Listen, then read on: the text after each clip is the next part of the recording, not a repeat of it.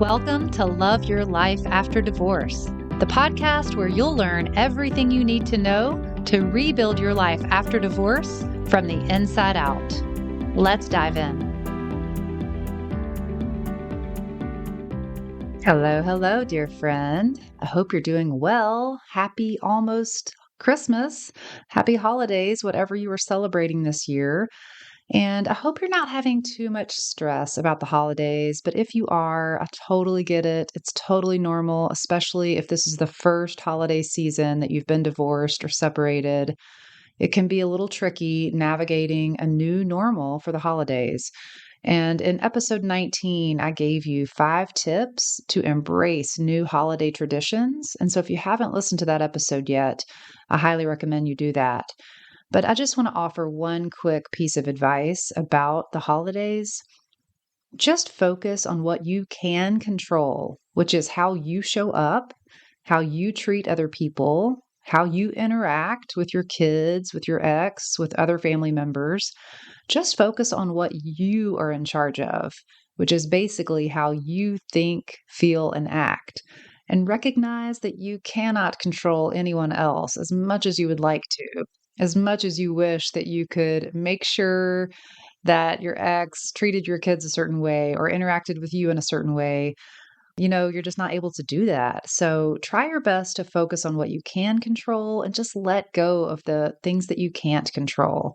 If you want to have a loving, connected time, just do what you can to make that happen. So, as you know, the year 2025 is coming up really quickly. And this episode, I really want to talk about creating new things for yourself in the new year, which often we refer to as New Year's resolutions. And I think it's kind of funny that this is podcast number 25, episode 25, and we're talking about the year 2025. So, I don't know, a little eerie. But this time of the year is when we often just start looking ahead to the new year. We ask ourselves what we want to change about ourselves or about our lives. And you know that I love these types of questions. I mean, one of the main focuses of my 12-week program is helping women figure out who they really are and who they want to be. So I love looking forward and thinking about my own life, thinking about who I want to be and what I want my life to look like.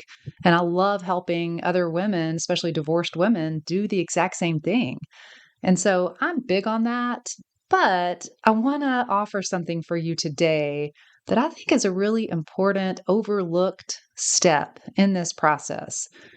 Before we start looking ahead and deciding what we want to change about ourselves or our lives, I think it's really imperative to look back, to ask ourselves what we're proud of for what we've already accomplished. Especially if you are a perfectionist or a high achiever, it's so easy to just skip over what you accomplished, to skip over celebrating yourself, to skip over being proud of yourself for what you've done. And I definitely fall into this category. It's just so easy to rush past the ways that you've improved and instead just focus on what you still need to improve. A lot of us tend to just focus on our flaws and our shortcomings instead of looking at what we've already accomplished. And so before you move on to thinking about New Year's resolutions, to thinking about the year 2025 and what you want to be different and what you want to change, instead of just jumping straight to that, I want to encourage you to pause and celebrate what you've accomplished in 2024. I want you to take a minute and think about what you've done this past year that you're proud of. And I don't just mean what you've accomplished or what you've achieved, because often we only give ourselves permission to celebrate the end result. And so I want to encourage you to also celebrate your effort. Celebrate the internal work you've done that may not be super obvious on the outside. Think about the small ways that you've realized what you're made of, or the small decisions you've made to be more in line with your values. Maybe in 2024, you started being more honest with people instead of just telling them what you know they want to hear. Maybe you decided to finally be honest with yourself and you realized that you want more for your life. Maybe you admitted that you've been accepting a relationship or a situation that's not best for you. That is worth celebrating. Maybe you started going to therapy or working with a life coach. You made a decision to prioritize your mental health and your emotional well being. That is huge and totally worth celebrating. How are you different right now than you were last December? Think back to last December and compare to how you feel about yourself now or what circumstances you find yourself in.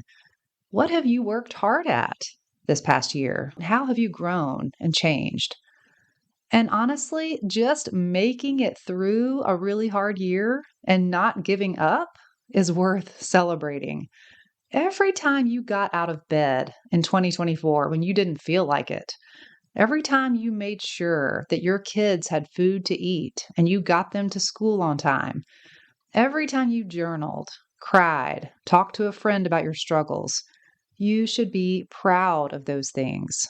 If you had to move, find a new job, figure out how to survive on less income, maybe you dealt with losing friends, or you had lots of hard conversations or arguments with your ex.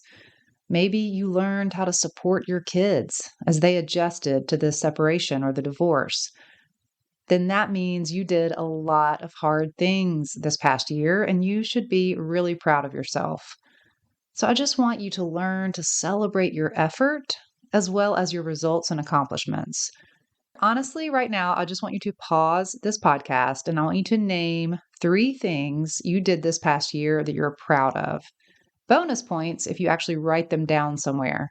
So, seriously, right now, I want you to hit the pause button and I want you to name 3 things that you want to celebrate about yourself or at least acknowledge about yourself from 2024.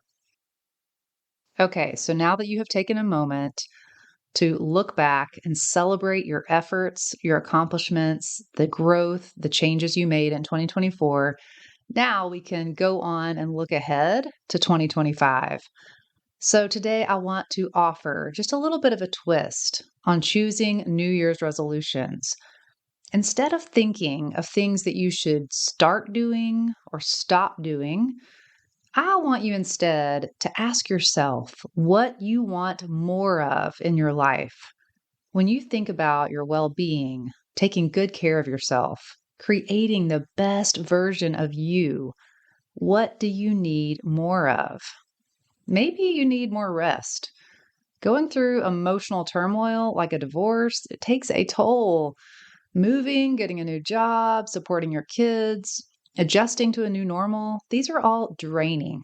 And so maybe this year, what you actually need more of is just rest. Our society is focused so much on being productive. And believe me, I totally get it. I completely understand what it's like to feel like there are a million things to do and not enough time to do them. But when you feel depleted and exhausted day in, day out, that is just no way to live. Number one, it's just not sustainable. And number two, it's just not enjoyable. Who wants to live their life that way? There are definitely seasons, and there are times when we're busier than others. There are times that we are just stretched more thin than others. But you need to pay attention to that because that is, like I said, not sustainable and it's not healthy. So just pay attention to what actually helps you feel rested and then give yourself more of that. Sometimes we just numb ourselves out by watching lots of TV or scrolling on social media, and we feel like we're resting, but really we're just distracting ourselves, and it can feel even more draining to do that. So if you need more rest in your life, just think about what actually makes you feel replenished or rejuvenated or rested.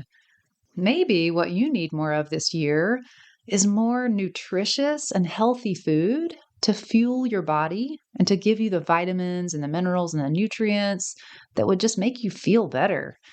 Maybe your body needs more movement, more strength or balance. In the last podcast episode, I talked all about how exercise can help you recover after divorce. If you didn't listen to that one, go back and listen to it because I feel like there was lots of great ideas of how you can incorporate exercise into your life. So instead of thinking about how you need to deprive yourself or push your body to really uncomfortable things, just ask yourself what your body needs more of. I'm a big believer in balance. I don't like the idea of being on a super strict diet. I mean, sometimes maybe that is what people need. Obviously do what works for you, but I just love thinking about your health more in the context of what does your body need more of? Because I think we all need more vegetables. That's for sure. Maybe what you actually need in 2025 is more spiritual connection in your life. Whether that means spending more time in nature, going to church, reading spiritual books, meditating, just ask yourself what you need more of spiritually. Maybe you need more social time, or you need deeper friendships with the friends that you already have. If you're feeling isolated and lonely, if you're feeling disconnected and just on your own in life, maybe you do need more interaction with other humans. Maybe you just need more joy or fun or optimism in your life, trudging through life, doing hard things, pushing through.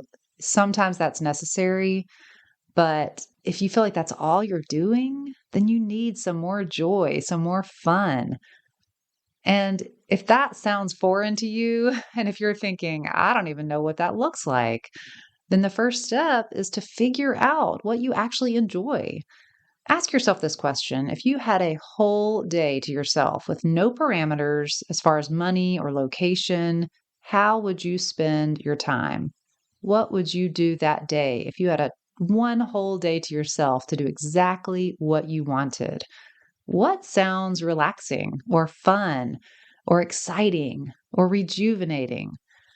Now, if your first thought is that you would lay around and do absolutely nothing, then that's probably a sign that you really need more rest and relaxation in your life.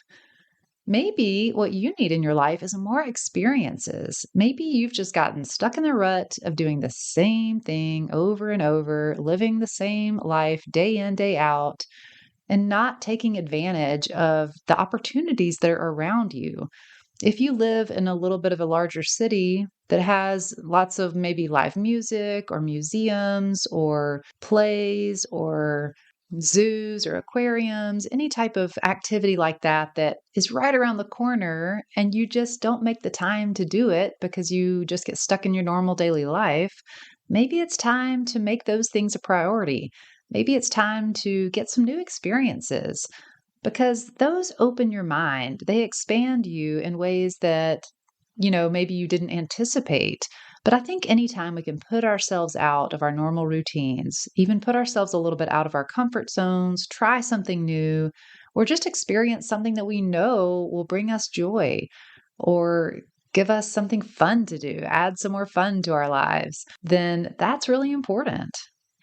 So, I've just thrown out several ideas of areas of life or of things that you may need more of in your life. Of course, the possibilities are endless.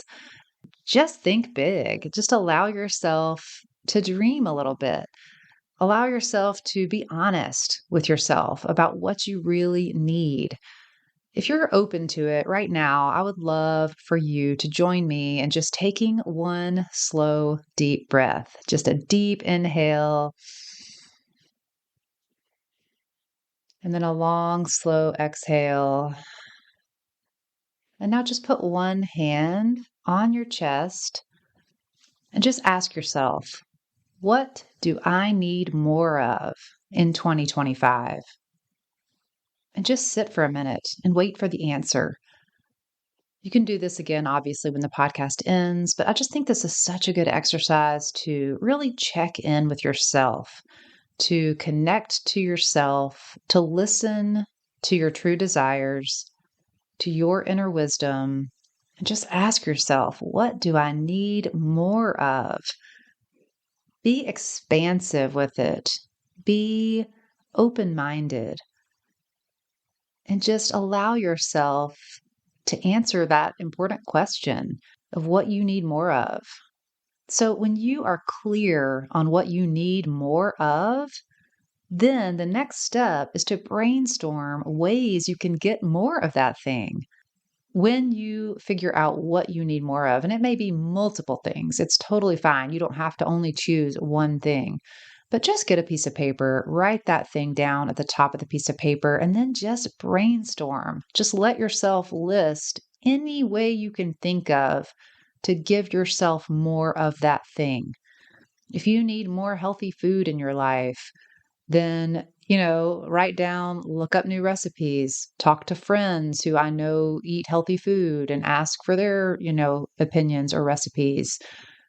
Go to the farmer's market, go to a different grocery store, watch cooking shows on TV, look at Pinterest.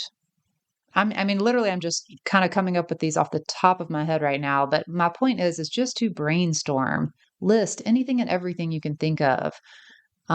Do one of those meal plans where they send you the boxes with the recipes and the food already included. Hire a personal chef if money is not an obstacle. So there are lots of ways, as you can see, that you can get more of the thing that you need.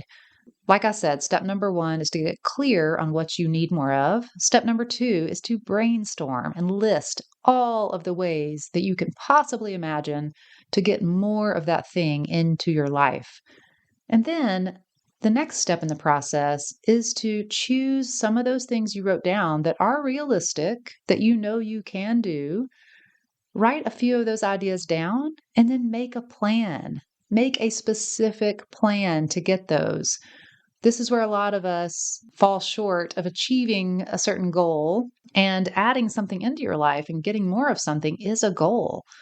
This is a New Year's resolution, but I think it's just a more expansive, more positive way to create change in your life. And so come up with a specific plan. Put on your calendar, on Monday, I'm going to Whole Foods, or on Tuesday, I'm going to spend an hour looking up recipes online.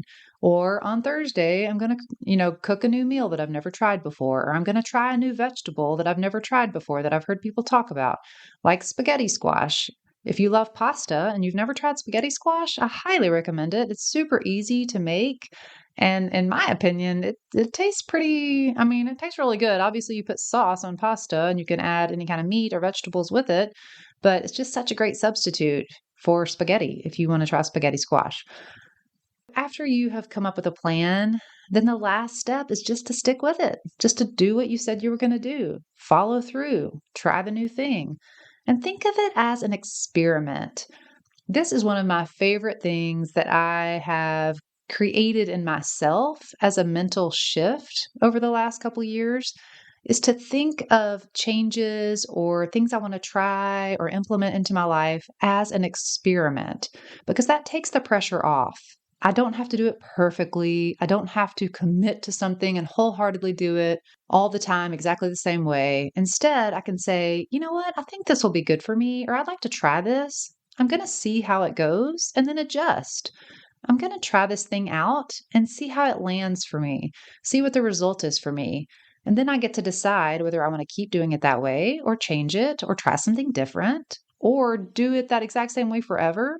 So just don't put a lot of pressure on yourself. That's another reason I think people don't set New Year's resolutions, is because we think if I tell myself I'm going to do something and then I don't do it, then I have to feel horrible about myself, which is not true. If you set a goal for yourself, if you say on Tuesday, I'm going to make this new dinner that I've never tried, and then you don't do it, do not beat yourself up. Instead, use it as an opportunity to get curious, to ask yourself, so what happened? Why did I not do it? What was it that came up that prevented me from following through with my plan? And just get curious so that you can learn more about yourself, so you can understand yourself better, because that's the way you make real lasting change, is understanding yourself better, knowing why you made the choices that you made so that you can actually change them instead of just beating yourself up, telling yourself that you never can do it, that you never follow through, that you're so lazy, that you don't have what it takes, blah, blah, blah. That does not create lasting change. That just makes you feel bad about yourself. So I just want to throw that out there as well, that if you don't follow through and do what you said you were going to do, then just use that as an opportunity to get to know yourself better, to understand yourself, and to do something different next time. So the last thing I want to share with you today is understand why you want what you want. And I think the way I've set this up by asking yourself what you need more of is going to help alleviate this problem in the beginning anyway. But when you set any kind of goal for yourself or a New Year's resolution, ask yourself why you're setting the goal. If it is from shame or should, then that's not a good goal for you. Do not set goals out of shame. And what I mean by that is if you feel really bad about yourself for something, if you feel awful in your body and you want to lose weight because you just feel gross and disgusting and you hate your body, then that's not a real good energy to come from in order to achieve your goal. If you are beating yourself up for not doing a good enough job with something, if you are trying to build a business and you keep procrastinating and you know what you need to be doing and you're just not doing it, and so you're trying to whip yourself into shape and you're being really hard on yourself and telling yourself that, okay, now I'm doing it, then you're creating this goal out of shame, out of feeling bad about what you are currently doing. And this is just not a good setup. It's not a good way to accomplish things. It's not, you're basically setting yourself up for failure because it's not a good energy for creating change. When you approach a goal with the mindset and with the feeling of shame, the whole process just feels yucky from the start. Because what you're doing is you're trying to escape feeling bad about yourself. You are thinking to yourself, if I could only, just sit down and work on my business when I've told myself I will, then I can feel proud of myself. Then I can feel accomplished. If I could only lose these 30 pounds, then I would feel confident. Then I would feel happy about myself. But here's an awesome secret. You can change how you feel about yourself without changing anything externally. You can remain the exact same weight. You can make the same amount of money. You can live in the exact same place. You can have the same job. And you can still change the way you view yourself, which changes the way you feel about yourself. Because as you know, if you've listened to this podcast, your thoughts about you dictate how you feel about yourself, not your external circumstances. So instead of having a New Year's resolution that feels heavy and hard and like a chore and something you have to do, instead of that mentality, I just encourage you to approach it by asking yourself how you can take better care of yourself this year. Asking yourself that question, what do I need more of? That is what I want to encourage you to do. And I would love to hear feedback about this. How does this land for you? Does this feel different? Is this a new way of approaching New Year's resolutions than you've ever approached it before? Just let your values and your inner wisdom guide you instead of guilt, shame, or what you think you should be doing. And if you need help with any part of this process, please just schedule a free Zoom call with me. I love talking with you all. I love helping people create positive change in their life. I love hearing about how you guys are doing, what you're up to. So I hope that this process will allow you to make 2025 the best year yet, that you will continue to become just a better version of yourself, and that you will just continue to create a life that you love living after divorce. If you're feeling lost, overwhelmed, or unsure of how to move forward after your divorce, I've created a free guide just for you. It's called the 5 Stages of Divorce Recovery, and it lays out the roadmap to help you heal, rebuild, and love your life after divorce. This guide is packed with insights and actionable steps that will take you from grieving to embracing your future with confidence. Click the link in this podcast description, and the free guide will be delivered straight to your inbox.